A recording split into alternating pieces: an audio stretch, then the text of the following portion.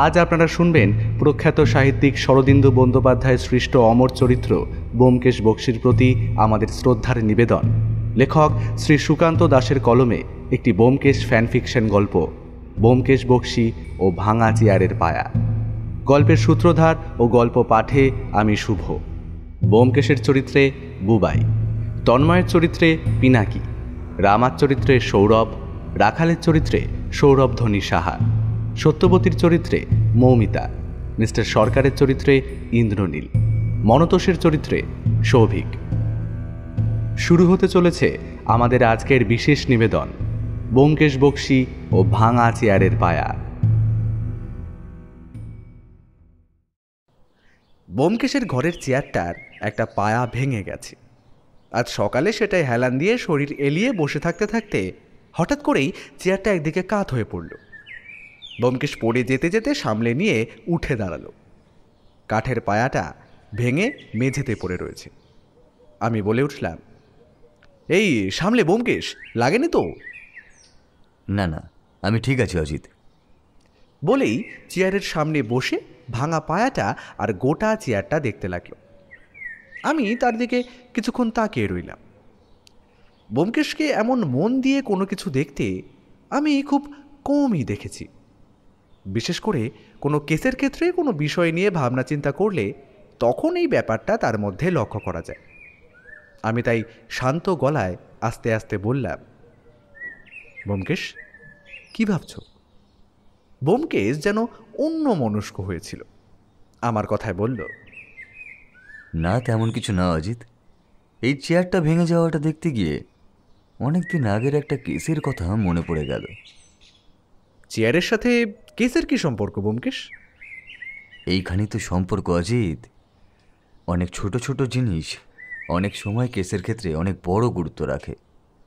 হয়তো একটা অর্ধেক খাওয়া সিগারেটের টুকরো, একটা ফেলে দেওয়া ডায়েরির ছেঁড়া পাতা, কিংবা একটা ভেঙে যাওয়া চেয়ারের পায়া।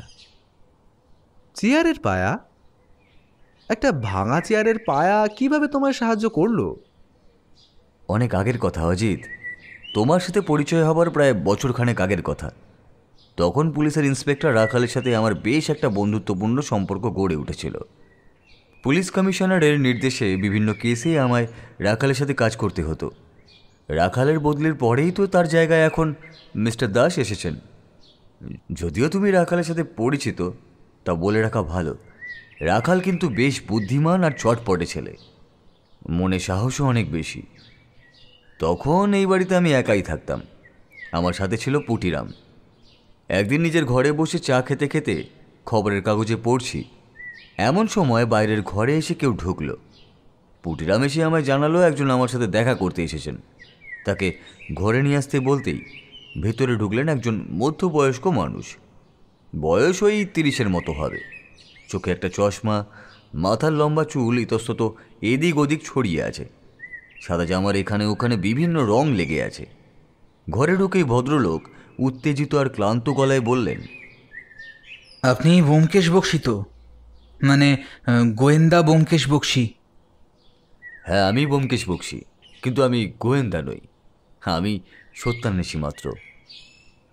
আমি তন্ময় হালদার, একজন চিত্রশিল্পী। পোর্ট্রেট আর অন্য যেসব হাতে আঁকা ছবি এখনকার বাজারে বেশ ভালো দামে বিক্রি হয়, সেসব ছবি আমিই আঁকি। আমার বাড়ি পার্ক স্ট্রিটের কাছে। বড় বিপদে পড়ে আমি আপনার কাছে এসেছি। আমি একটা খুন হতে দেখেছি, কিন্তু খুনিকে দেখতে পাইনি। মানে ব্যাপারটা ভালো করে না বললে আপনি বুঝবেন না। আমার বড় বিপদ সামনে। তার গলায় স্পষ্ট উদ্বেগের ছাপ। আমি বললাম, আগে আপনি একটু শান্ত হয়ে বসুন, এভাবে হবে না। আমায় প্রথম থেকেই সবটা খুলে বলুন, তারপর দেখি আপনাকে সাহায্য করতে পারি কি না। ভদ্রলোক বসলেন। তার একটা হাত তখনও মাঝে মাঝে রীতিমতো কাঁপছে। তিনি চেয়ারে বসতেই আমি পুটিরামকে জল নিয়ে আসতে বললাম। জলের গ্লাস রাখতেই তিনি ঢক ঢক করে পুরো জলটা খেয়ে ফেললেন। তারপর পকেট থেকে একটা রুমাল বার করে সেটা দিয়ে মুখ মুছে আবার যথাস্থানে রেখে সামান্য শান্ত হলেন। তারপর বললেন, আমার নাম তো আগেই বলেছি, আসলে আমি আরেকজন চিত্রশিল্পী মনোজ রায়ের সাথে এই ছবির কাজ করে থাকি। ওনার নাম আপনি হয়তো শুনে থাকবেন। ভারতবর্ষ কিংবা তার বাইরেও ওনার ছবি আর কাজ বেশ জনপ্রিয়তা লাভ করেছে। কয়েক মাস ধরেই আমরা কয়েকটা হিস্টোরিক্যাল ছবির ওপর কাজ করছিলাম। তার মধ্যে গৌতম বুদ্ধ, সম্রাট শাহজাহান, সিরাজদৌল্লা, এরকম অনেকের ছবিই আছে। এই সব ছবি ভারতবর্ষের একটা জায়গায় এক্সিবিশনে যাবে। আমি ওনার সাথে অ্যাসিস্ট্যান্টের মতোই এইসব কাজে সাহায্য করতাম। আমার বাড়ি থেকে ওনার বাড়ি বেশ কিছুটা দূরে, হেঁটে গেলে ওই আধ ঘন্টা মতো সময় লাগে। তো আজকে সকালে একটা দরকারে আমি ওনার বাড়ি গেলাম। একতলায় ওনার শোবার ঘর আর কাজের লোকের থাকার জায়গা, দোতলায় স্টুডিও। আমি মাঝে মাঝেই ও বাড়িতে যাই, তাই সবই আমার জানা। আমি দুবার দরজা নক করার পরেও যখন কেউ খোলেনি, তখন আমি দরজা ঠেলে ভেতরে ঢুকে পড়ি। ঠিক এখানে আমি ব্যোমকেশকে থামালাম, বললাম, আচ্ছা, এই যে তন্ময় হালদার নামের আর্টিস্ট, তিনি ও বাড়িতে মাঝে মাঝেই যেতেন বললেন, তাহলে ও বাড়ির কোনো দারোয়ানের উল্লেখ কেন করলেন না? ব্যোমকেশ হাসল, তারপর বলল, আমি নিজেও তাকে এই প্রশ্নটাই করেছিলাম। তার উত্তরে তিনি বলেছিলেন, মনোজবাবুর বাড়িতে কোনো দারোয়ান কখনোই থাকেনি। কোনো সমস্যা ছিল এই বাড়িতে? না, তেমন কোনো ব্যাপার নয়, তবে মনোজবাবু দারোয়ান রাখা পছন্দ করতেন না। তাছাড়া মনোজবাবুর সাথে যে কাজের লোকটি থাকতো সে বেশ শক্ত সমর্থ, তাই তার ভরসাতেই বাড়ি পাহারার কাজটা হয়ে যেত। অনেক বছরের পুরনো বলে বিশ্বস্তও ছিল সে। মানে ওই বাড়িতে মনোজবাবু আর তার কাজের লোক ছাড়া আর অন্য কেউ? আর এই মনোজবাবুর পরিবারের বাকি সদস্য? মনোজবাবুর স্ত্রী অনেকদিন আগেই মারা গেছেন। বর্তমানে তার ছেলে বাইরে থাকে, তাই বাইরের লোক হিসাবে একমাত্র আমিই তার বাড়িতে যাই। আচ্ছা বেশ, এবার আজকে কি হয়েছে সেটা আমাকে বলুন। পুটিরাম চা নিয়ে আসতেই আমি বললাম, নিন তন্ময়বাবু, একটু চা খেয়ে নিন। কিন্তু ব্যোমকেশবাবু। কোনো কিন্তু নয়, আপনার মন এখনো চঞ্চল হয়েই আছে। আপনি আগে একটু শান্ত হন। তন্ময়বাবু চায়ের কাপ হাতে তুলে নিলেন। তুমি বারবার তাকে শান্ত হতে বলেছিলে কেন? তিনি অসংলগ্ন কথাবার্তা বলছিলেন। কথা গুছিয়ে না বললে একটা কথা বোঝানোর জন্য অনেক কথা বলতে হয়। তিনি শুধুমাত্র খুন কথাটাই বলেছিলেন। বাকি সব যা বলেছেন তার সাথে খুনের সম্পর্ক আপাতত নেই। তাই একটু শান্ত হলে তিনি হয়তো ভালোভাবে বলতে পারবেন সব। তাই মনে হলো আর কি। তিনি খুন হতে দেখেছেন বলেছেন, কিন্তু খুনিকে দেখেন, এ তো অদ্ভুত কথা। ব্যোমকেশ হাসল, তারপর আমার দিকে তাকিয়ে বলল, ওই যে বললাম, অসংলগ্ন কথাবার্তা। কেউ খুন হতে দেখলে তো খুনিকেও দেখবে, এ তো স্বাভাবিক। আসলে কথাটা তিনি বলতে চেয়েছেন, তিনি খুন হবার ঠিক পরেই যিনি খুন হয়েছেন তাকে দেখেছেন, কিন্তু ততক্ষণে খুনি চলে গেছে, তাই খুনিকে তিনি দেখেননি। আচ্ছা, তারপর কি হলো? চা খেয়ে তন্ময়বাবু আবার বলতে শুরু করলেন, আজ সকালে একটা ছবি নিয়ে বসেছিলাম। তাড়াতাড়ি কাজগুলো শেষ করতে হবে, এক্সিবিশনের সময় এগিয়ে আসছে।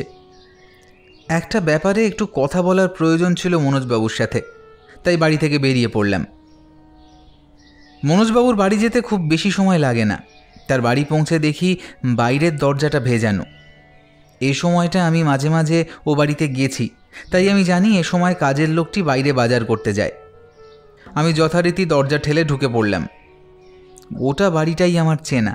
আমি জানতাম মনোজবাবুকে ওপরের কাজের ঘরে পাওয়া যাবে, তাই দরজা ঠেলে ঢুকলাম কাজের ঘরে। ঢুকে দেখি মনোজবাবু ক্যানভাসের সামনে আমার দিকে পিছন করে বসে। আমি তখনও কিছুই বুঝে উঠতে পারিনি। এখানে বলা ভালো, ঘরের দরজাটা বন্ধ ছিল। আমি ঠেলে ভেতরে ঢুকেছিলাম। ক্যানভাসে তখন বুদ্ধদেবের ধ্যানমগ্ন মূর্তির ছবি অর্ধসমাপ্ত হয়ে আছে। আমি এগিয়ে যেতে যেতে প্রয়োজনীয় কথা বলতে লাগলাম, কিন্তু ও তরফ থেকে কোনো সাড়া পেলাম না। আমি ভাবলাম মনোজবাবু হয়তো সমস্তটাই মন দিয়ে শুনছেন।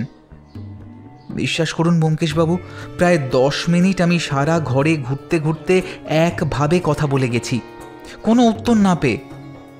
অথচ একবারও মনে হয়নি মানুষটা মৃত।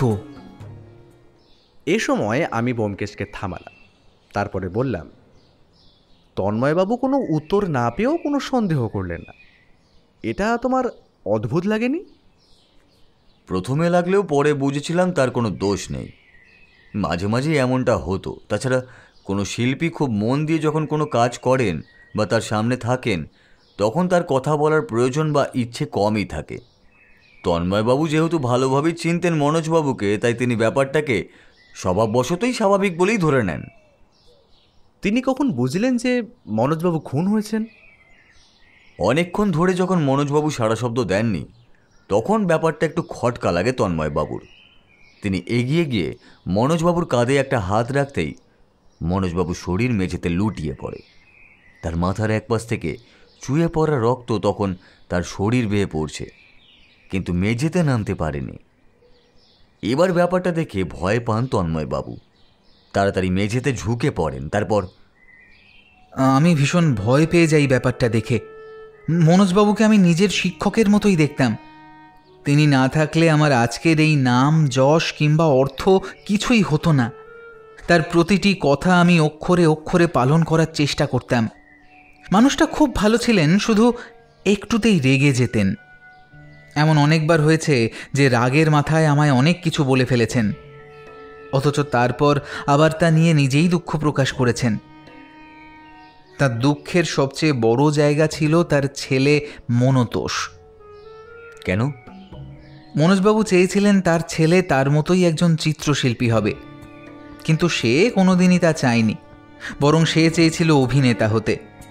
কিন্তু মনোজবাবু বলেই দিয়েছিলেন তার কথার বাইরে গেলে তিনি 1 টাকাও তাকে দেবেন না। তাই হয়তো সে অনিচ্ছা সত্ত্বেও আর্ট কলেজে ভর্তি হয়। তবে ঠিকভাবে পড়াশোনা করার বদলে সে সারাদিন সিনেমা আর অভিনয় নিয়েই থাকত। আমি তার সাথে একবার কথা বলেছিলাম। প্রচণ্ড একগুঁয়ে আর রাগী স্বভাবের ছেলে। আমার কথা তো শোনেইনি, উল্টে বলেছিল যদি একবার সিনেমায় চান্স পেয়ে যায়, বাবার টাকার তার আর কোনো প্রয়োজন হবে না। মৃতদেহ দেখে আপনি কি করলেন? কয়েক মুহূর্ত তো ব্যাপারটা বিশ্বাসই করতে পারছিলাম না। তারপর যখন বিশ্বাস হয় তখন বুঝতে পারি এবার আমি সমস্যায় পড়তে চলেছি। যদি কোনোভাবে এক্ষুনি কাজের লোকটি ফিরে আসে, সে ভাববে আমিই খুন করেছি। আমি তাড়াতাড়ি বাইরে বেরিয়ে আসি। বড় দরজা দিয়ে গেট পেরোতেই আমার বুকের ভিতর ভয়ে কেমন একটা করে ওঠে। রাস্তার উল্টো দিক দিয়ে এ বাড়ির দিকেই হেঁটে আসছে কাজের লোকটি, হাতে বাজারের ব্যাগ। আমি তাড়াতাড়ি হেঁটে রাস্তার অন্য পারে চলে যাই। অনেকটা হেঁটে আসার পরে খেয়াল হয় আমার হাতের ব্যাগটা আমি ভুল করে সেই ঘরেই রেখে এসেছি। আপনি পুলিশের কাছে না গিয়ে আমার কাছে এলেন কেন? পুলিশের কাছে গেলে পুলিশ তো আমাকেই সন্দেহ করবে। তার কি কোনো শক্তপোক্ত কারণ আছে? তা জানা নেই, তবে মনোজবাবুর অবর্তমানে তার সমস্ত ছবি এবং এক্সিবিশনের কাজ আমার ওপর বর্তাবে। আর আপনি জানেন এই ধরনের এক্সিবিশন আর ছবি থেকে আয়ের অঙ্কটা নেহাত কম নয়। তার মানে আপনার একটা মোটিভ অবশ্যই আছে। আপনি আমায় সন্দেহ করছেন ব্যোমকেশবাবু? সন্দেহ তো করতেই হবে তন্ময়বাবু। আপনার মোটিভ আর সময় দুইই আছে। তারপর বলুন, আমি কি করতে পারি এবার? আপনি আমার কাছেই বা এলেন কেন? তন্ময়বাবু এবার চেয়ার ছেড়ে উঠে আমার হাত ধরে ফেললেন। তারপর বললেন, আপনি একবার আমার সাথে চলুন, সমস্তটা দেখলে আপনি নিজেই বুঝতে পারবেন। তুমি কি করলে ব্যোমকেশ? তুমি কি তন্ময়বাবুকে সন্দেহ করলে? সন্দেহের বাইরে যে কেউই নয়। আপাতত সন্দেহের তালিকায় ছিল 2 জন, তন্ময়বাবু আর সেই কাজের লোক। আমার মনে হলো একবার গিয়ে ব্যাপারটা দেখা দরকার। তাই তন্ময়বাবুকে একটু বসতে বলে দুজনে বেরিয়ে পড়লাম। পুটিরামকে বলে গেলাম দুপুরে রান্না চাপিয়ে দিতে, আমার একটু ফিরতে দেরি হবে। পৌঁছে কি দেখলে? মানে তখনও কি মনোজবাবুর মৃতদেহটা ওভাবেই মেঝেতে পড়েছিল? মনোজবাবুর বাড়িতে পৌঁছেই বুঝতে পারলাম আমাদের অনেকটা দেরি হয়ে গেছে। বাড়ির বাইরে পুলিশের গাড়ি দাঁড়িয়ে, বাড়ির সামনে লোকজনে ভর্তি। সেসব দেখে তন্ময়বাবু একটু ভয়ই পেয়ে গেলেন। আমায় বললেন, ব্যোমকেশবাবু, পুলিশ আমায় সন্দেহ করবে, ভাববে আমিই খুন করেছি। আমি যাব না, আপনি যান। আহা, ভয় পাবেন না। আপনি যদি কিছু না করে থাকেন তাহলে আপনার ভয় পাবার কোনো দরকার নেই। কিন্তু পুলিশ যদি... তার কথা শেষ হবার আগেই ঘরের দিক থেকে একজন গামছা কাঁধে ফেলা লোক চিৎকার করে বলল, ওই যে দারোগাবাবু, ওই সেই লোক, ওই আমার বাবুকে মেরেছে বাবু। আমি ওকে বাড়ি থেকে বেরিয়ে যেতে দেখেছি। এবার আমি সেদিকে তাকিয়ে দেখলাম লোকটার ঠিক পাশে আমাদের দিকে তাকিয়ে দাঁড়িয়ে রয়েছে রাখাল। আমায় দেখেই তার ভুরুটা সামান্য কুঁচকে গেল। তারপর তন্ময়বাবুর দিকে তাকিয়ে বলল, আপনি তন্ময় রায়? আপনি কিছুক্ষণ আগে এ বাড়িতে এসেছিলেন? তন্ময়বাবু ভয়ে কাঁপতে লাগলেন। আমি বললাম, উনি যা জানতে চাইছেন তা ওনাকে বলুন। তন্ময়বাবু একবার আমার দিকে তাকিয়ে তারপর রাখালবাবুকে বললেন, হ্যাঁ, এসেছিলাম, কিন্তু আমি খুন করিনি। আমি আসার আগেই উনি খুন হয়েছিলেন। তা খুনটা করলো কে? উনি তো বাড়িতে একাই ছিলেন। আমি তা জানি না। আমি যখন এসেছিলাম তখন কাউকে দেখিওনি। একমাত্র আপনি এ বাড়িতে এসেছেন। আপনাকে এই বাড়ি থেকে বেরোতে দেখেছে এই কাজের লোকটি। আপনাকে এই খুনি হিসেবে আমরা গ্রেপ্তার করছি। তন্ময়বাবু অসহায় চোখে আমার দিকে তাকালেন। আমি বললাম, কিন্তু রাখাল, তোমার হাতে তো প্রত্যক্ষ কোনো প্রমাণ নেই। এই কাজের লোকটি তন্ময় বাবুকে বাড়ি থেকে বেরোতে দেখেছে। তাছাড়া উনি তো নিজেই স্বীকার করছেন সে কথা। বাড়ি থেকে উনি বেরোতে দেখেছেন, কিন্তু খুন করতে তো দেখেনি। অনুমানের ভিত্তিতে আর প্রত্যক্ষদর্শীর কথায় এখন ওনাকে সন্দেহ করা ছাড়া উপায় তো নেই। উনি এই কেসে আমার মক্কেল। সবটা না বুঝে এই মুহূর্তে ওনাকে আমি গ্রেফতার হতে দিতে পারি না রাখাল। দেখো, তোমার বুদ্ধি বা কাজ সম্পর্কে আমার সন্দেহ নেই, কিন্তু এভাবে পুলিশের কাজে তুমি হস্তক্ষেপ করতে পারো না। আমি হস্তক্ষেপ করছি না। আমি বলতে চাইছি, যদি তন্ময়বাবুকে কেউ খুন করতে না দেখেই থাকে, তাহলে খুনি যদি তিনি না হন, তাহলে তাকে গ্রেফতার করাটা কি অন্যায় হবে না? রাখাল একবার তন্ময়বাবুর দিকে তাকালো। তার কপাল আর গাল জুড়ে ঘাম ঝরছে।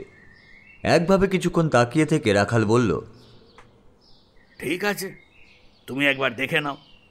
তারপর যদি মনে হয় কিছু পাওয়া যায়নি, তাহলে কিন্তু আমি বাধ্য হব ওনাকে গ্রেফতার করতে। এ তুমি মনে রেখো। আচ্ছা বেশ, তখন আর আমি তোমাকে বাধা দেব না। রাখাল, তন্ময়বাবু আর আমি ঘরের ভিতরে গিয়ে ঢুকলাম। যে ঘরে মনোজবাবুর মৃতদেহ ছিল সেখানে একটা পুলিশ। মাথার পিছন থেকে রক্ত গড়িয়ে মেঝেতে পড়েছে। চোখ দুটো খোলা, মুখে আঘাতের চিহ্ন স্পষ্ট। বোঝা যাচ্ছে মাথায় আঘাত করাতেই মৃত্যু হয়েছে। গোটা ঘরটা ঘুরে দেখলাম একবার। চারিদিকে হাতে আঁকা ছবি ছাড়া একটা বসার চেয়ার আর একটা টেবিল। বাকি গোটা ঘরে ছবি আর ছবি আঁকার সরঞ্জাম। আমি ভালো করে এদিক ওদিক দেখে জানলার কাছে গেলাম। ছবির ক্যানভাসের পাশে দুটো চায়ের কাপ, তার তলানিতে চা পড়ে আছে এখনো। আমি সেগুলো তুলে নিয়ে দেখতে দেখতে হঠাৎ করেই একটা ব্যাপার লক্ষ্য করে রাখালকে ডাকলাম। তাকে ব্যাপারটা দেখিয়ে কাজের লোকটিকেও ডাকলাম। তোমার নাম কি? আগে আমার নাম রামা বাবু। তোমার বাবুর সাথে আজকে কি কোনো মহিলা দেখা করতে এসেছিল? আমি থাকতে তো কেউ আসেনি। আমি যাবার পর আসলে আমি জানি না। তোমার বাবু কি চা করতে পারতেন? না বাবু, আমি তাকে চা করে দিতাম। সকালে চা করে দিয়েছিলাম, বাবু চা খেয়ে কাজ করতে বসলেন। তারপর তো আমি সব কাজকর্ম কইরে বাসন ধুইয়ে বাজারে গেলাম। বাজার করতে তোমার কত সময় লাগে? সে অনেক সময় লাগে বাবু। একদম ভালো জিনিস না খেলে যে গায়ে বল হইবে না। বাবু তো আঁকেন, গায়ে বল আর মাথা পরিষ্কার না থাকলে কি হইবে বলুন তো। তাই বেছে বেছে ভালো জিনিসটাই আনি। আচ্ছা, এখান থেকে বাজার কত দূর? তা প্রায় মিনিট 15 তো হবেই। মানে তোমার প্রায় ঘন্টা খানেকের ওপর সময় লাগে। যদি এই ফাঁকে কেউ বাড়িতে আসে বা খুন করেও যায়, তোমার পক্ষে তা জানা সম্ভব নয়। আচ্ছা, তুমি তো তন্ময়বাবুকে অনেক দিন ধরেই চেনো। তোমার কি মনে হয় তার মনোজবাবুর ওপর কোনো রাগ থাকতে পারে? এবার রামা একটু মিয়ে গেল যেন। তারপর বলল, তা তো মনে হয় না। তন্ময় দাদাবাবু আমার বাবুকে বেশ ভালোবাসতেন। কতদিন বাবু রাগ করে কিছু বলে ফেললে তন্ময় দাদাবাবুকে আমি বলতে গেলে বলতো, বড়রা একটু বকতেই পারে, তাইতে রাগ করার কি আইছে। তন্ময়বাবু আগের থেকে কিছুটা স্বাভাবিক আছেন বলে মনে হলো। আমি রাখালের দিকে তাকিয়ে বললাম, চলো রাখাল, একবার রান্নাঘরটা দেখা দরকার। রান্নাঘরে গিয়ে দেখা গেল চায়ের বাসন রাখা। চা করা হয়েছে তা বোঝাই গেল। একটা ছোট্ট জানলা এ ঘরে আছে। রান্নার জিনিসপত্র বাদে একপাশে পাওয়া গেল একটা প্লাস্টিকের ব্যাগ, তার মধ্যে কয়েকটা কাগজ আর কিছু টাকা। আমি ব্যাগটা তুলে নিয়ে খুলে দেখলাম কাগজটা আসলে একটা হোটেলের বিল আর 2টো সিনেমার টিকিট। রাখাল, এটা দেখে কি তোমার মনে হচ্ছে তন্ময়বাবু সিনেমার টিকিট আর হোটেলের বিল নিয়ে দেখা করতে আসবেন? রাখাল একটু অপ্রস্তুত হলেও সামলে নিয়ে বলল, যদি কেউ এসেও থাকে, সেই যে খুন করেছে তার নিশ্চয়তা কোথায়? একদমই নেই। ঠিক যতটা নেই তন্ময়বাবুর খুন করাতেও। তাহলে এখন কি করতে চাইছো? বাড়িটা ভালো করে দেখতে হবে, তারপরে এই হোটেলে একবার খোঁজ নিয়েও দেখতে হবে। তাহলে আপাতত তোমার মক্কেল তন্ময়বাবুকে ছেড়ে দিলাম। তবে তার বিরুদ্ধে যদি কোনো প্রমাণ পাওয়া যায়, তাহলে কিন্তু তখন তুমি তাকে আর বাঁচাতে পারবে না। আমার যদি মনে হয় তন্ময়বাবু খুনি, আমি নিজেই এই কেস ছেড়ে দেব। তবে আমার মনে হয় আমি হতাশ হব না। রাখালের তত্ত্বাবধানে মনোজ হালদারের মৃতদেহ নিয়ে পুলিশ চলে গেল। যাবার আগে রামা আর তন্ময়বাবু দুজনকেই শহর ছেড়ে না যাবার নির্দেশও দিয়ে গেল। কেসটায় তো তাহলে কিছুই বোঝা গেল না, খুনের মোটিভ আর খুন হওয়ার সঠিক সময়। না, খুনের মোটিভ কী ছিল তা সত্যি তখন বোঝা যায়নি। কারণ রাখাল মৃতদেহ নিয়ে চলে যেতেই আমি রামার সাথে কথা বলে বুঝলাম ঘর থেকে কিছুই চুরি যায়নি, আর ঘরের জিনিসপত্র কিছুই অগোছালো ছিল না। আমি রামার সাথে কথা বললাম। তোমার বাবুর সাথে কি কারুর কোনো শত্রুতা ছিল বলে মনে হয়? আগে না বাবু, বাবু তো কারুর সাথে পাশে থাকতেন না। নাওয়া খাওয়া ভুইলে সারাদিন কাজ নিয়েই থাকতেন। তন্ময়বাবু এলে ওনার সাথে যা একটু কথাবার্তা বলতেন আর কি। তোমার বাবুর ছেলে বাড়িতে আসতো না? আইসতো, যখন টাকা লাগতো তখন আইসতো। এমনিতে এ বাড়িতে আইসতে ভাল লাগতো না হয়তো। কী সব ওই ফিল্ম টিলিম করবে বলেই ভাবতো সব সময়। বাবু খুব রাগ করলেও শুনতো না। আচ্ছা, বাবুর ছেলের সাথে এর মধ্যে কোনো ঝগড়া বা কথা কাটাকাটি হয়েছিল? রামা কিছুক্ষণ ভাবল, তারপর বলল, হ্যাঁ বাবু, মনে পড়ছে। কদিন আগে ছোটবাবু এসেছিল টাকা চাইতে। বাবু 1 টাকাও দেবেন না বলেছিল। তাই নিয়ে খুব চেল্লামিল্লি হলো। বাবু শেষে রেগে তাকে ঘর থেকে বেরিয়ে যেতে বললেন। বাবুর ঘর থেকে কি কিছু চুরি গেছে? আমি দেখছি বাবু, কিছু চুরি যায়নি। এবার ভালো করে মনে করে বলো তো, তোমার বাবুর সাথে কোনো মহিলা কোনোদিনও দেখা করতে এসেছেন? রামা ভালো করে ভাবল, তারপর বলল, না বাবু, তবে হ্যাঁ, অনেক দিন আগে একজন মহিলা ছিল। কি কথা হয়েছিল তাদের মধ্যে বলতে পারবে? আগে তা তো আমি জানি না বাবু। দরজা বন্ধ করে কথা কইছিল তার সাথে, এইটুকু তা দেখছিলাম। কত বয়স হবে ওই ভদ্রমহিলার? অত তো আমি বুঝি না, তবে খুব বেশি হবে না। ওই ধরুন না 30 মতো হবে হয়তো। তোমার সাথে ওনার কোনো কথা হয়েছিল? না। রামাকে ছেড়ে এবার আমি তন্ময়বাবুর সাথে কথা বলতে শুরু করলাম। তন্ময়বাবু, আপাতত কোনো সঠিক প্রমাণের অভাবে পুলিশ আপনাকে ছেড়ে দিলেও আপনি কিন্তু এখনও বিপদমুক্ত নন। আমি কি করব এবার ব্যোমকেশবাবু? আপনি কোনো মহিলার কথা জানেন যাকে মনোজবাবু চিনতেন? না, ওনার মুখেও কোনোদিন কোনো মহিলার কথা না না আমি আমি আমি আমি শুনিনি। কেউ তো আছে যার সাথে মনোজবাবুর একটা সম্পর্ক ছিল, না হলে তিনি এত গোপনে কেন তার সাথে কথা বলবেন? আচ্ছা তন্ময়বাবু, আজ আপনি ফিরে যান। আশা করি পুলিশ এত তাড়াতাড়ি আপনাকে গ্রেফতার করবে না, বিশেষত আমি যখন কেসটা হাতে নিয়েছি। আপনি ফিরে গিয়ে বাড়িতেই থাকুন, আর যদি এই কেসের ব্যাপারে কিছু মনে পড়ে আমাকে জানাবেন, কেমন? ব্যোমকেশবাবু, ব্যোমকেশবাবু বিশ্বাস করুন, আমি সত্যি খুনটা করিনি। সত্য অন্বেষণ করাই আমার কাজ, তা আমি করবই তন্ময় বাবু। আপনার কোনো দোষ না থাকলে আপনাকে কেউ বিরক্ত করতে পারবে না। তন্ময় বাবু দোনামোনা করতে করতে বাড়ি ফিরে গেলেন। আমিও বাড়ি ফিরে এলাম। তাহলে কেসটা কোথায় দাঁড়ালো ব্যোমকেশ? হাতে তো কিছুই রইল না। সত্যি তাই ছিল ব্যাপারটা। আর ঠিক তখনই আমার হাতে এলো এই কেসের একটা বড় সড়ো প্রমাণ। কি সেটা? এমন সময় সত্যবতী চা নিয়ে ঘরে ঢুকলো। কি ব্যাপার? কি চলছে তোমাদের? অতীত স্মৃতিচারণা সত্য, অতীত স্মৃতিচারণা। অতীতের সুন্দর দিনগুলোকে রোমন্থন করছি। সে তো হবেই, না জানি কত সব মধুর মধুর স্মৃতি আছে। বলেই সত্যবতী মুখটা সামান্য বেঁকিয়ে একটু রাগ প্রকাশ করল। সত্যবতীর কথার খোঁচাটা আমি কিন্তু বুঝতে পারলাম। ব্যোমকেশ সেটা বুঝেই হেসে বলল, আহা, সে কি দিন ছিল, কত মধুর মধুর স্মৃতি। কথার মাঝেই সত্যবতী বলল, হ্যাঁ, ওই নিয়েই থাকো, আমি চললাম। বলে সত্যবতী বেরিয়ে গেল। ব্যোমকেশ একেবারে হো হো করে হেসে উঠল। আমি বললাম, তারপর কি পেলে ব্যোমকেশ? পরদিন সকালে রাখালের টেলিফোন এলো। সে একটা নতুন খবর দিল আমায়। মনোজবাবুর উকিল নাকি তার সাথে দেখা করতে এসেছেন। মনোজবাবুর খুনের খবরটা তিনি পেয়েছেন আজ সকালেই। আর তারপরেই তিনি রাখালকে জানান মনোজবাবু তার উইল করে রেখেছিলেন।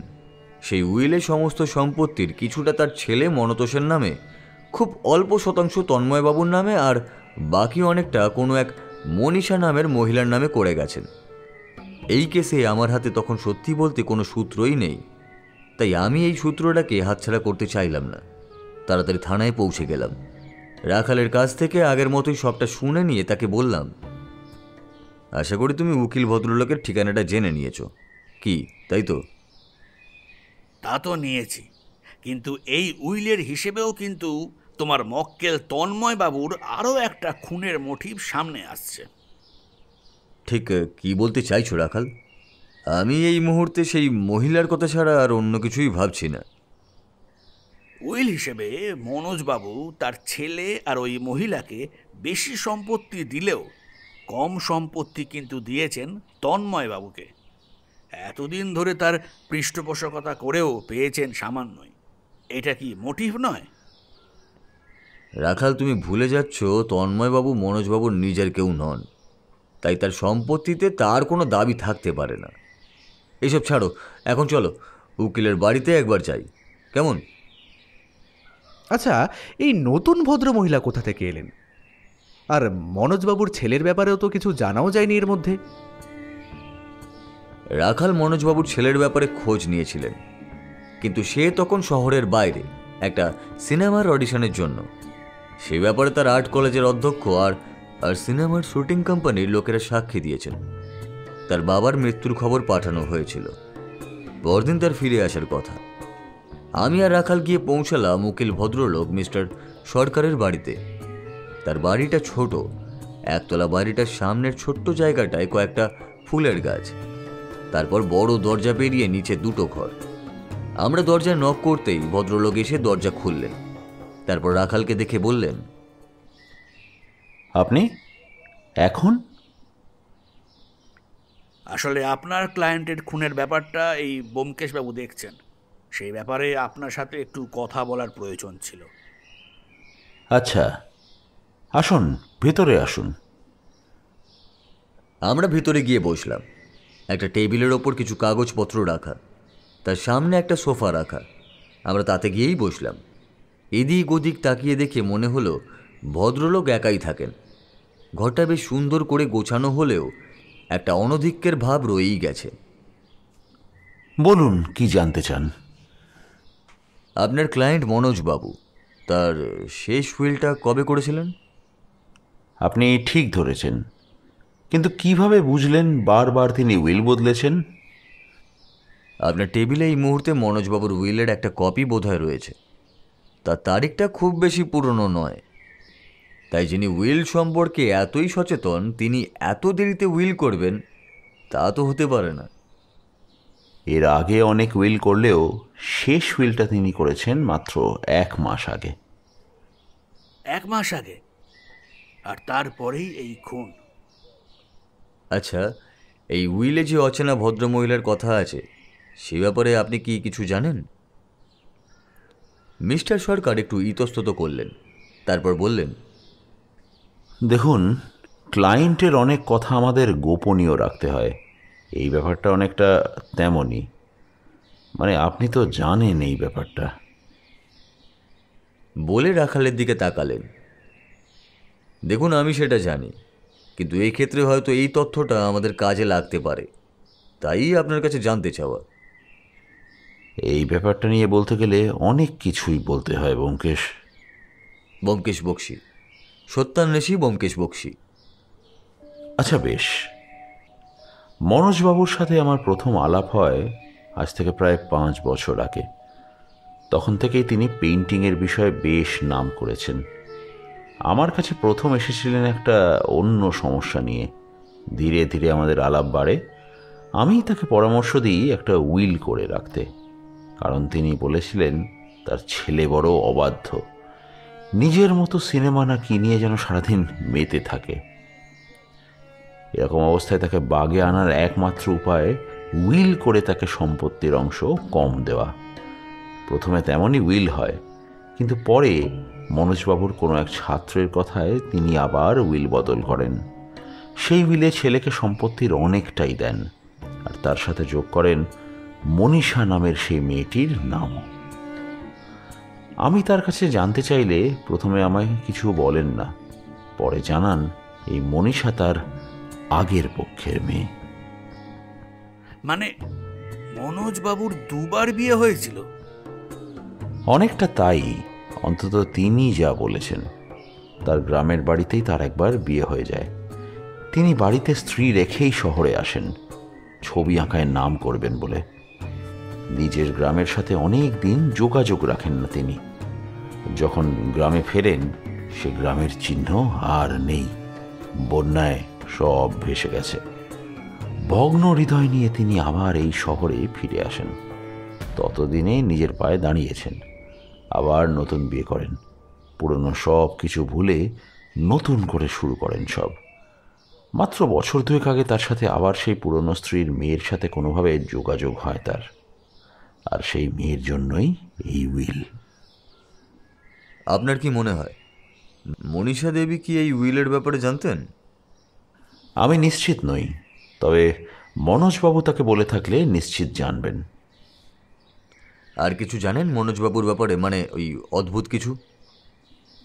আর তো কিছু মনে নেই, তবে হ্যাঁ একটা ব্যাপার, মনোজবাবু বলেছিলেন এই উইলটাও তিনি বদলাবেন। কেন? তা ঠিক জানা নেই, তবে একদিন আমার বাড়িতে এসে তিনি বলেছিলেন তার জীবনের ভয় আছে, কাছের কেউ তাকে মারতে চায় বলে তার মনে হচ্ছে।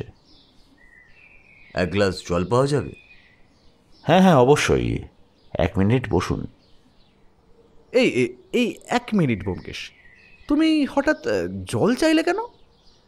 আরে কথা বলতে বলতে জল তেষ্টা পেয়েছিল তাই। তুমিও না অজিত? আচ্ছা বেশ, তারপর বলো। ব্যোমকেশ এবার সত্যবতীকে 2 কাপ চায়ের জন্য বলল। সত্যবতী এসে বলল, এই কি গল্প হচ্ছে গো, আমিও শুনবো। হ্যাঁ বৌঠান, তুমিও বসো। ব্যোমকেশ আজ তার অতীত জীবনের প্রেমের গল্প বলছে। ব্যোমকেশ হা হা করে হেসে উঠল, তারপর বলল, এও এক ধরনের প্রেমই বটে। মানুষের প্রেমে থাকে রহস্য, সাদামাটা একঘেয়ে প্রেমে মানুষের ভালো লাগে না। ঠিক তেমনই রহস্য ভরা কেসেও থাকে এমনই এক প্রেম। খুনি কে কিংবা আসল অপরাধী কে তা চট করে জানা হয়ে গেলে আমেজটা ফিকে হয়ে আসে। সে যাই হোক, রাখাল আর আমি মিস্টার সরকারের বাড়ি থেকে বেরিয়ে সোজা থানায় এলাম। চা খেতে খেতে রাখাল প্রশ্ন করল, কি বুঝছো তাহলে? কেসটা ক্রমশ ঘোরালো হয়ে যাচ্ছে রাখাল। সে তো আমি বুঝতেই পারছি, কিন্তু সন্দেহের তালিকা থেকে আমি কিন্তু তোমার ওই তন্ময়বাবুকে সরাতে পারছি না। সরাচ্ছি তো আমিও না, শুধু একটা একটা করে নাম বেড়ে যাচ্ছে সন্দেহের তালিকায়। আচ্ছা, এই মনোজবাবুর ছেলের সাথে কি একবার কথা বলা যায়? অবশ্যই, সে তো আজই ফিরবে বলে জানিয়েছিল। দাঁড়াও, একবার তার কলেজে ফোন করি। রাখাল কলেজে ফোন করতে জানা গেল মনতোষ ফিরে এসেছে। আজ বিকেলে সে বাড়িতে ফিরবে। এর মধ্যেই আমি তন্ময়বাবুর ঠিকানাটা নিয়ে নিয়েছিলাম রাখালের কাছ থেকে, তাই তাকে আজ বিকেলে মনোজবাবুর বাড়িতে আসতে বলে বাড়ি ফিরে এলাম। তারপর পুটিরামের হাতের মাছের ঝোল দিয়ে ভাত খেয়ে বিছানার ওপর শুয়ে ভাবতে লাগলাম কেসটাকে নিয়ে। কি ভাবছিলে? আমি ভাবছিলাম খুনের মোটিভটা নিয়ে। মনোজবাবুর উইলের মধ্যে তার ছেলে মনতোষবাবু, তার আগের পক্ষের মেয়ে মনীষা দেবী আর তন্ময়বাবু সবাই লাভবান হতেন। তাহলে তাদের মধ্যে কেউ কেন তাকে খুন করতে যাবে? একমাত্র যদি তার উইল বদলের কথা কেউ না জেনে থাকে, আর নতুন উইলে তিনি কার জন্য কী ব্যবস্থা করতেন তাও তো জানা নেই কারুর। কিন্তু উইল যে তিনি বদলেছেন তার তো কোনো প্রমাণ নেই। না, তা ছিল না। মিস্টার সরকার তার সম্ভাবনার কথা বলেছিলেন। উইল যে তিনি বদলাননি বা বদলাতে পারেননি তার প্রমাণ মিস্টার সরকার নিজেই। কারণ উইল বদলালে তা তো তিনি নিজেই বদলাবেন। তারপর বিকেলে মনোজবাবুর ছেলের সাথে কি কথা হলো? বিকেলে আমি যখন মনোজবাবুর বাড়ি গেলাম তখন দেখি তন্ময়বাবু আর মনতোষবাবু সেখানে আছে। মনতোষের বয়স অনেক কম, সে দু হাতের মধ্যে মাথা ঢেকে কেঁদে চলেছে। আমি ঢুকতেই আমার সাথে দেখা হলো। সে বলল, বাবু কিছু জানতে পারলেন আমার বাবুরে কে খুন করছিল? আমি উত্তরটা দিলাম, যা সত্যি তাই বললাম। দেখো রামা, খুনি কে তা এখনও জানা যায়নি। আমি সে চেষ্টাই করছি। আশা করি খুব তাড়াতাড়ি তার সন্ধান আমি পেয়ে যাব। আমার কথায় মনতোষ মুখ তুলে তাকালো। তন্ময়বাবু বললেন, মনতোষ, ইনি হলেন ব্যোমকেশবাবু। তোমার বাবার কেসটা উনিই দেখছেন। আর ব্যোমকেশবাবু, এ হলো মনতোষ, মনোজবাবুর ছেলে। আমি চেয়ারে বসতে বসতে বললাম, আমি খুবই দুঃখিত মনতোষ। তোমার বাবার এমন একটা দুর্ঘটনা ঘটে যাওয়ায় তোমার যে কতটা ক্ষতি হলো তা আমি বুঝতে পারছি। তবে আমি তোমায় কথা দিচ্ছি, যত তাড়াতাড়ি পারি তার খুনিকে আমি তোমার সামনে হাজির করব। আমার মনে হয় বাবার খুন সেই করেছে। আমি চমকে উঠে বললাম, কে মনতোষ? কার কথা বলছো তুমি? আমি আগে একবার বাবার কাছে টাকার প্রয়োজনে এসেছিলাম। আমি জানতাম বাবার কাছে টাকা আছে, আমি দেখেওছি। কিন্তু বাবা বললেন ও টাকা অন্য একজনকে পাঠাতে হবে। তারপর একদিন জানতে পারলাম বাবা প্রতি মাসে কাকে যেন টাকা পাঠান। এই সময় তন্ময়বাবু কথা বললেন, হ্যাঁ ব্যোমকেশবাবু, মনোজবাবু মাঝে মাঝেই কাকে যেন টাকা পাঠাতেন। আমিই ব্যাংক থেকে তার টাকা তুলে আনতাম। প্রতি মাসের শেষে তিনি আমায় 5,000 টাকা করে তুলে আনতে বলতেন। আপনি জানতে চাননি কখনো যে এই টাকা তিনি কাকে পাঠান? জানতে চেয়েছিলাম, কিন্তু তিনি কখনো বলেননি। বলতেন সব কিছু জানতে নেই তন্ময়, অনেক কিছু না জানাই ভালো। হয়তো জানলে তোমার মনে আমার জন্য যে জায়গাটা আছে তা নষ্ট হয়ে যাবে। আচ্ছা, এই টাকা পাঠানোর ব্যাপারটা ঠিক কবে থেকে শুরু হয়েছে? তা প্রায় বছরখানেকের বেশিই হবে, কিন্তু কাকে পাঠাতেন তা জানা নেই। মনোজবাবু তার উইলে মনীষা দেবী নামে একজনকে উল্লেখ করেছেন। তাকে আপনারা কেউ চেনেন? তন্ময়বাবু অবাক হয়ে তাকিয়ে রইল। তবে মনতোষ বলল, জানি। বাবার সাথে শেষ যেদিন আমার কথা হয় সেদিন তিনি আমাকে বলেছিলেন এ ব্যাপারে। এই বিষয়ে তোমার কি মত? দেখুন ব্যোমকেশবাবু, এখানে বাবার কোনো দোষ নেই। যদি তিনি সম্পর্ক ছিন্ন করে নিজে সরে আসতেন সেখানে তার দোষ থাকতো, তবে তিনি ফিরে গিয়েছিলেন। বাকিটা ভাগ্যের ব্যাপার। আমার এ ব্যাপারে কোনো আপত্তি ছিল না। এমনকি সে যদি এ বাড়িতে আসে তাতেও আমার কোনো আপত্তি ছিল না। এমনটা কি হতে পারে না তিনি মনীষা দেবীকেই টাকা পাঠাতেন? হতেই পারে, আর হওয়াটাই স্বাভাবিক। তবে ব্যাপারটা লুকিয়ে রাখার কি প্রয়োজন ছিল তাহলে? সেখানেই তো সমস্যা মনতোষ। আচ্ছা, আর কি কিছু জানো তুমি এই ব্যাপারে? মানে মৃত্যুর আগে এমন কিছু কি তিনি বলেছিলেন যাতে মনে হয় তার ওপর কারো রাগ কিংবা খুন করার মতো কারণ হতে পারে? শেষ যেদিন আমার সাথে কথা হয়, অসংলগ্ন কথাবার্তা বলেছিলেন। একটা বড় সিদ্ধান্ত নিতে চাইছিলেন নাকি আমার ভালোর জন্য, সেই মনীষা নামের মেয়েটি, মানে আমার দিদির ভালোর জন্য। আমি বেশ খুশিই ছিলাম। আসলে বাবার ইচ্ছেতে আঁকতে আমার ভালো লাগতো না। বাবা রাগ করতেন, কিন্তু আমায় খুব সাহায্য করে গেছেন বরাবর। সেই মানুষটা আজ এইভাবে। মনতোষ কেঁদে ফেলল। আমি ব্যোমকেশকে থামালাম। এই 1 মিনিট, এই টাকা পাঠানোর ব্যাপারটা কোথা থেকে এলো? আবার একটা নতুন সন্দেহভাজন ব্যক্তি? হ্যাঁ অজিত, তাই। আর টাকা পাঠানোর কারণই বাকি এটা হতে পারে যে মনোজবাবু তার মেয়ে মনীষা দেবীকে টাকা পাঠাতেন, আর দ্বিতীয় কারণ হতে পারে কেউ কোনো একটা ব্যাপার নিয়ে ব্ল্যাকমেল করছিল মনোজবাবুকে। কিন্তু কে সেটা? ব্ল্যাকমেল যদি করেই থাকে কেউ, তাহলে সে খুন করতে যাবে কেন? প্রতি মাসে 5,000 টাকা হাতছাড়া হয়ে যাবে না তার? এইটাই ছিল মনোজবাবুর ভুল। তিনি ব্ল্যাকমেলারকে টাকা দিতে অস্বীকার করেন, আর তার পরিণতি তার মৃত্যু। কিন্তু আমি আর পুলিশ তখনও কেসের কোনো মোক্ষম সূত্র পাইনি। পরদিন সকালে আমি, রাখাল আর মনতোষ বেরিয়ে পড়লাম মনীষা দেবীর গ্রামের উদ্দেশ্যে। তার সাথে দেখা করে কথা না বলা পর্যন্ত কেসটা যে আর এগোনো যাবে না। হয়তো দেখা যাবে যে ব্ল্যাকমেলের কথা আমরা ভাবছি তা আদৌ হয়ইনি। হয়তো মনোজবাবু মনীষা দেবীকেই টাকা পাঠাতেন, হয়তো আমরাই ভুল সন্দেহ করছি। কিন্তু তুমি ঠিকানা কোথায় পেলে? মনতোষ কিংবা আর কেউ তো ঠিকানা জানতো না তার। হ্যাঁ, তাই তো। এই তোমার ঠিকানাটা কে দিল? ব্যোমকেশ হাসল, তারপর বলল, একটু চোখ কান খোলা রাখলেই এমন অনেক কিছুই পাওয়া যায় যা তোমার সামনেই আছে, অথচ তুমিই দেখতে পাচ্ছ না। অনেক বেশি কিছু বা বড় জটিল কিছুর চেয়ে সহজ অনেক কিছুই অনেক বেশি সাহায্য করে অজিত। সে যাই হোক, ঠিকানাটা আমি পেয়েছিলাম মিস্টার সরকারের বাড়ির টেবিলে রাখা মনোজবাবুর উইলের খসড়া থেকেই। তবে খোঁজটা সহজ ছিল না। আমরা প্রথমে গিয়ে পৌঁছাই সেই গ্রামের থানায়। থানা থেকে লোক যায় আমাদের সাথে, তাই সময় লাগলেও খুঁজে পাওয়া যায়। মনীষা দেবীর সাথে কথা বলে তোমার কি মনে হলো? তার সাথে কথা বলে কিছু মনে হওয়ার আগে যে কথাটা মনে হলো তা হলো মাসিক 5,000 টাকা মাসোহারা, আর মনোজবাবুর বাড়ির সম্পত্তির কোনোটাই তার প্রয়োজন নেই। সে বাড়ি নয়, জমিদার বাড়ি।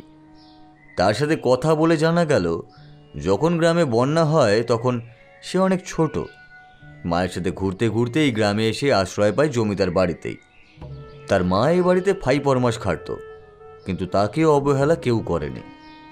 জমিদারের ছেলের সাথেই সে বড় হয়েছে। পড়াশোনায়ও ভালো ছিল, সে ম্যাট্রিকও উত্তীর্ণ করেছে। পরে জমিদারের ছেলের সাথেই বিয়ে হয়েছে তার। বাবার মৃত্যুর খবর শুনে সেও ভেঙে পড়ল। জমিদার নিজে এসে আমাদের আপ্যায়ন করলেন। সব শুনে মনতোষকে ওখানে যাওয়ার জন্য বললেন বারবার। আমরা ফিরে আসার আগে মনীষা দেবী মনতোষকে জড়িয়ে ধরে আবার কেঁদে ফেললেন। মনতোষ কথা দিল এদিকের ব্যাপারটা মিটলে আবার আসবে সে দিদির কাছে। তবে একটা ব্যাপার আমার জানা হয়ে গেল এর মধ্যেই। মানে কাজের কাজ আর কিছুই হলো না? অবশ্যই হলো। একটা ভিকটিম যে কমে গেল। যার খুন করার কোনো মোটিভই নেই তাকে ভিকটিম লিস্টে রেখে কি হবে বলো তো? তাহলে খুনি কি? ফেরার সময় ওটাই ভাবতে ভাবতে আসছিলাম। হঠাৎ পথের একপাশে তাকিয়ে দেখি একটা চায়ের দোকানে কয়েকজন লোক বসে চা খাচ্ছেন। চায়ের কাপ তাদের ঠোঁট পর্যন্ত যাচ্ছে, তারপর আবার নেমে আসছে। এই আবার শুরু হলো। না অজিত, ওটা দেখতে দেখতেই আমার মাথায় একটা চিন্তা এলো, আর তার ওপর ভিত্তি করেই আমি একটা প্ল্যান করলাম। আবার প্ল্যান? হ্যাঁ অজিত, আর সেই প্ল্যানের প্রথম কাজ হিসাবে রাখালের সাথে পরামর্শ করলাম, আর সেই হিসাবে বাড়ি ফিরে অপেক্ষা করতে লাগলাম রাত হবার জন্য। আবার নৈশ অভিযান? জি আজ্ঞে, আবার নৈশ অভিযান। এই কেসের মোটিভ সবার প্রায় সমান ছিল, হয় মনোজবাবুর উইলের সম্পত্তি আর না হয় ব্ল্যাকমেলের টাকা। কেউ মনীষা দেবীর ব্যাপার নিয়েই তাকে ব্ল্যাকমেল করতো, সেই ব্যাপারে আমি নিশ্চিত হয়ে গিয়েছিলাম। কিন্তু শক্ত কোনো প্রমাণ নেই, তাই একটা জাল পাতার দরকার ছিল। তা সেই জালে কি পাখি পড়ল? ব্যোমকেশ আবার হেসে উঠে চেয়ার ছেড়ে জানলার দিকে তাকাল, তারপর বলল, রাতে গিয়ে মনোজবাবুর বাড়িতে রান্নাঘরে লুকিয়ে রইলাম। ঠিক কতক্ষণ অপেক্ষা করতে হবে তা জানা নেই, মনতোষকে আগেই বলা ছিল সে আমার কথা অনুযায়ী রাখালের সাথে থানায় থাকবে, একটা গুরুত্বপূর্ণ কাজ করতে হবে তাদের। সেই কাজটা সেরেই তারা আবার চলে আসবে এখানে। কথা মতো আমি ঘরে ঢোকার পরেই তারা বাইরে থেকে তালা দিয়ে চলে গেল নিজের কাজে। যাবার সময় রাখাল বলে গেল, তোমার রিভলভারটা সাথে আছে তো? আমি জামার পকেট থেকে সেটা বার করে দেখালাম। ওরা চলে যেতেই আমি বসে বসে ভাবতে লাগলাম। এই রান্নাঘরে পাশাপাশি দুটো চায়ের কাপের একটাই আমি লিপস্টিকের দাগ পেয়েছিলাম, অথচ মনীষা দেবীর সাথে দেখা হওয়ার পর মনে হয়নি যে তিনি খুব একটা প্রসাধন সামগ্রী ব্যবহার করেন। আর সেই ব্যাগে পাওয়া হোটেলের বিল দেখে সেই হোটেলে রাখাল খোঁজ নিয়ে রেখেছে সেখানে ওই তারিখে কোনো মহিলা থাকতে যাননি, বরং তিনি জানান তাদের বিল বইটা কয়েকদিন আগেই চুরি হয়ে গিয়েছিল। এইসব ভাবছি আর অপেক্ষা করছি ঠিক কতক্ষণ সময় লাগতে পারে খুনির আসার জন্য। বেশ মশাও কামড়াচ্ছিল, কিন্তু হাত দিয়ে মশা মারলেও তার শব্দ হবে আবার, তাই মশার কামড় খেয়েও চুপ করে বসেই রইলাম। কি করছিলে বলো তো? অপেক্ষা করছিলে নাকি কারো আসার? রাখালকে দিয়ে মোট 3 জনকে ফোন করিয়েছিলাম, তন্ময়বাবু, মনীষা দেবী আর মিস্টার সরকারকে। তাদের জানানো হয়েছিল মনোজবাবুর মৃত্যুর পর থেকে তার বাড়ি পুলিশ সিল করে রেখেছে, কাল সকালে একবার তার বাড়িতে তল্লাশি হবে।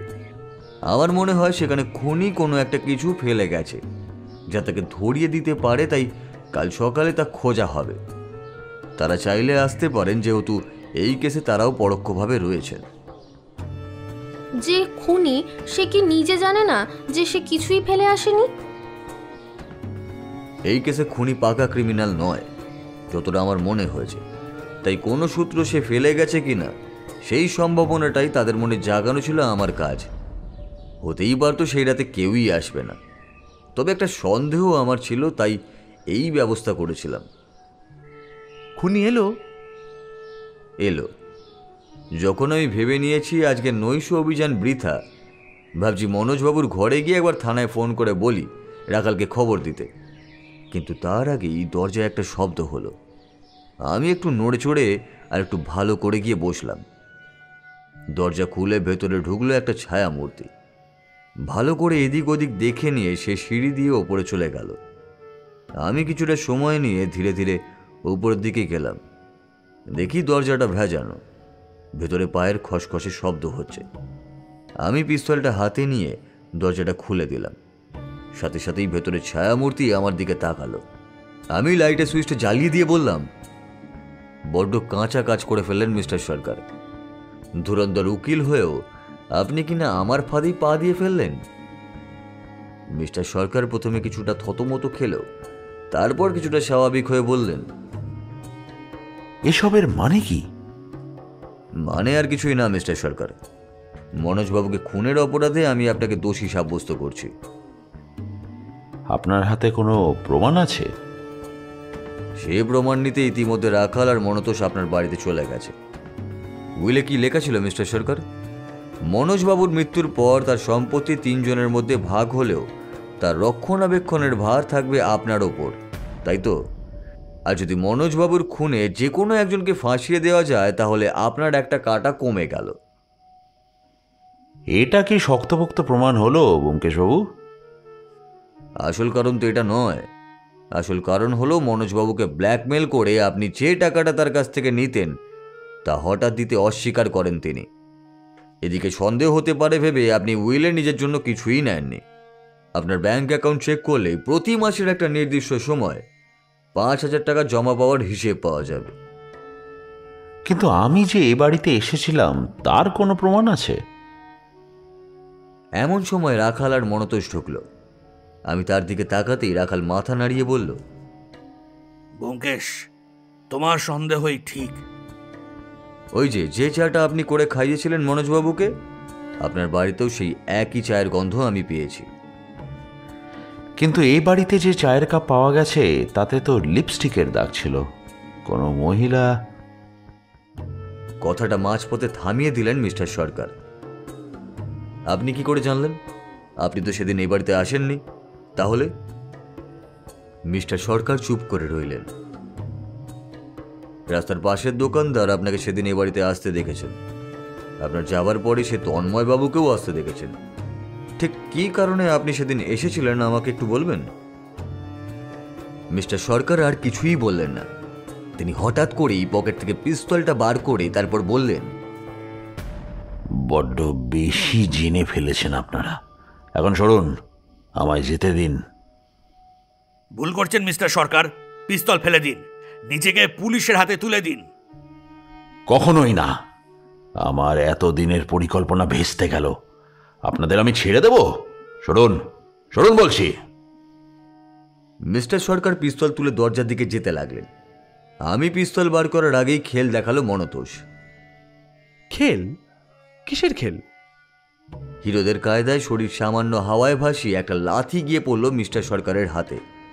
পিস্তলটা ছিটকে যেতেই রাখাল তার হাত চেপে ধরে হাতকড়া পরালো। মিস্টার সরকার তখনও গর্জে চলেছেন, ভুল করছেন আমায় ধরে। আমার বিরুদ্ধে প্রমাণ কিন্তু খুব একটা মজবুত না, ভুলে যাবেন না আমিও একজন উকিল। ভুলিনি, আর আপনাকেও কিন্তু আমি মিথ্যে বলিনি। একটা প্রমাণ এই ঘরেই আছে, এখনো আছে। এবার সত্যবতী প্রশ্ন করল, কি প্রমাণ যা ওই ঘরেই আছে? একটা চেয়ারের ভাঙা পায়া। মনোজবাবুর মৃতদেহের পাশে একটা চেয়ার দাঁড় করানো ছিল। আমি রাখালকে বললাম, হাতে গ্লাভস পরে ওই চেয়ারের পায়াটা খোলো, ওটাই মার্ডার ওয়েপন। সেদিন আমি চেয়ারটা লক্ষ্য করতে গিয়ে ওটা দেখেছিলাম, তবে খেয়াল করিনি। কি মিস্টার সরকার, এবার প্রমাণ হবে তো? মিস্টার সরকার আর কিছুই বললেন না।